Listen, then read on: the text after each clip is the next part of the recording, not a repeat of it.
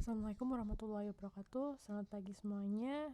Hari ini kita mau belajar penataan layout laporan tugas akhir. Kemarin-kemarin kan kita udah belajar tuh gimana buat bab 1, bab 2, bab 3, bab 4, bab 5. Tapi tanpa aturan layout yang pasti. Nah, sekarang hari ini kita akan menata itu agar tampilannya bagus. Apa saja sih yang perlu kita tata di situ, aturan-aturan untuk layout di tugas akhir itu seperti apa? Kita akan pelajari selanjutnya. Ini ada contoh laporan ya. Ini di panduan penulisan laporan yang sudah saya kirim, sebenarnya ada di sini bagian paling belakang sendiri. Kita akan bahas bareng-bareng di sini. Pertama adalah judul. Ini ada judul. Contohnya di sini pengembangan layanan informasi akademik menggunakan web service. Aturannya untuk judul ini adalah menggunakan font Times New Roman ukuran 14 bold. Terus di sini juga ada tulisan laporan akhir. Di sini Times New Roman 14 bold. Aturannya harus seperti ini, pasti seperti ini, karena kalau laporan tugas akhir itu kan tentunya menuntut keseragaman, jadi semuanya harus sama, jadi ada banyak aturan. Terus kalau untuk tulisan yang di sini pakai Times New Roman 12, nama kalian nanti ditulis dengan Times New Roman 12 bold. Di sini ada logo, terus ada keterangan terkait program studi kalian, terus kampus kalian. Di sini ada tahunnya bisa mengikuti sekarang April 2020. Aturannya adalah Times New Roman 14 bold. Nah, kayak gini ya. Nanti cover judul kalian harus seperti ini juga. Kalian atur dengan aturan seperti ini. Lalu nanti di halaman kedua ada halaman pengesahan, tapi nanti nggak ada tulisan lampiran-lampiran seperti ini ya, karena ini contoh dari panduan memang ada lampirannya, tapi di sini nggak ada. Kok untuk kalian nanti langsung seperti ini aja, seperti ini. Nanti kalau untuk penguji 2, penguji 1, pembimbing 1, pembimbing 2 itu nanti dikosongin dulu aja atau dibuat sama persis kayak gini juga nggak apa-apa, karena hanya untuk berlatih template-nya aja kan. Ini bapak koordinator kita, ini bapak ketua program studi kita. Terus nanti di situ pasti juga ada pernyataan, kalian buat sama persis seperti ini ya. Ya, ini pernyataan tentang keaslian ya, keaslian dari karya kalian itu. Ini diisi tanggal, tahun, terus kasih nama terang aja, nggak perlu tanda tangan dulu kan. Terus di jurnal kalian pasti ada abstrak tuh, ada abstrak, tuliskan di sini ada abstrak juga. Abstrak ditulis gini, nanti juga pasti ada kata kuncinya. Ada abstrak yang bahasa Indonesia, ada juga abstrak yang bahasa Inggris. Kalau misalkan di jurnal kalian abstraknya nggak ada yang bahasa Inggris, oke, gunakan abstrak yang bahasa Indonesia tadi, letakkan di sini, di bagian sini. Jadi nggak apa-apa. Lalu ada juga kata pengantar. Intinya kata pengantar ya bersama seperti inilah. Yang pasti ada 4 poin ini. Yang ketiga kalian isi mau terima kasih kepada orang tua atau lain sebagainya. Oke, kalian belajar buat itu ya. Tulis seperti ini. Ingat loh ya, aturannya harus sama persis. Banyak di antara kalian yang masih aturannya itu nggak sesuai. Misalkan ini tuh harus rata kanan kiri, semuanya harus rata kanan kiri. Ada yang tinggal copy paste terus nggak diatur rata kanan kiri gitu. Terus nah ini daftar pustaka. Ini ada daftar, oh maaf, bukan daftar pustaka ya, masih daftar isi dulu nih. Ada daftar isi, ada sampul bagian depan. Jadi nanti pasti ada sampul bagian depan, ada halaman judul, halaman pengesahan, pernyataan abstrak, ada kata pengantar, ada daftar isi, daftar gambar, ada tabel, lampiran. Lalu nanti masuk di bab-babnya, bab 1, bab 2, bab 3, bab 4, bab 5 kali. Oh iya, ini kalau masalah babnya beda ya. Kemarin kalian buatnya itu bab 4 implementasi dan pengujian dan pembahasan. Tapi di sini ternyata formatnya beda. Gak masalah, berarti kalian hanya punya 5 bab, gak masalah, samain aja intinya kayak gitu. Karena kayak implementasi itu pengujiannya kan dipisah. Kalau yang punya kalian kemarin kan masih digabung, gak apa-apa, biarkan seperti itu saja. Ini ada gambar, jadi setiap gambar itu aturannya seperti ini loh ya, pembuatan gambar, penamaan gambar.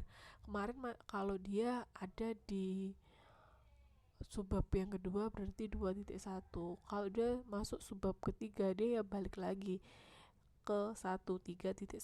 Kemarin masih ada yang, dan ndak ada, ini berdasarkan babnya, bukan subbabnya. Kalau subbabnya 4.2.1 itu gambarnya nggak 4.2.1, tapi tetap aja 4.1, 4.2 dan seterusnya, continuous kayak gitu. Tabel pun juga sama. Ya tadi nggak boleh ya dibuat manual, ini nggak boleh. Nanti ada caranya gimana sih kita membuat halaman tabel, daftar isi dan lain sebagainya agar otomatis. Kenapa harus otomatis? Karena kalau nanti kalian ganti-ganti, misalkan ada revisi terus ternyata agak lebih banyak atau lebih sedikit, nah nanti tabel gambar atau tabel daftar tabel, daftar gambar, daftar isi itu bisa langsung menyesuaikan tanpa kalian harus ngecek, oh ini jadi halaman berapa, jadi halaman berapa, seperti itu. Nah ini di bab 1 pendahuluan pakai Times New Roman, bold, caps, after paragraph itu 18 bit. Ini 18 caranya. Nah terus ini subbab itu aturannya apa? Dia pakai Times New Roman 12, Times New Roman ya. Detail case before-nya 12 line. Terus di sini ada subbab,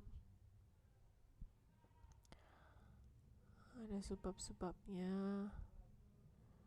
seperti itu. Ini kalau kalian pakai gambar, kalau pakai gambar nih, ini nggak ada gambar, terus gambar itu kalian ngambil dari buku atau dari referensi lain, ditulis sumbernya apa, seperti ini. Ingat ya, kemarin masih ada beberapa yang gambarnya itu nggak ada nama gambarnya, itu harus ada. Jadi selain caption gambar 1.1 nanti harus ada penjelasan ini gambar apa, misalkan nih segmen GPS, seperti itu.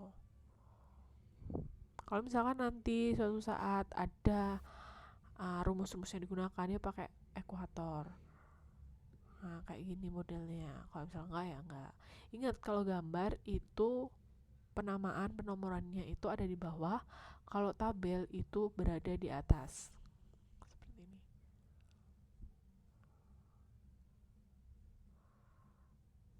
Ini sekilas itu saja, ini format CD kalian belum, nggak usah pakai. Sekilas tentang penulisan apa sih yang harus tulis dan apa yang harus disesuaikan layoutnya, itu ada daftar lampiran dan lain sebagainya. Untuk marginnya kalian belajar untuk marginnya 4, 3, 3, 3. Jadi sebelah kiri itu 4, terus yang atas kanan sama bawah itu 3 gitu ya. Di penataan layout itu nanti apa sih yang perlu kalian pelajari? Ini ada beberapa hal yang perlu kalian pelajari, kalian coba.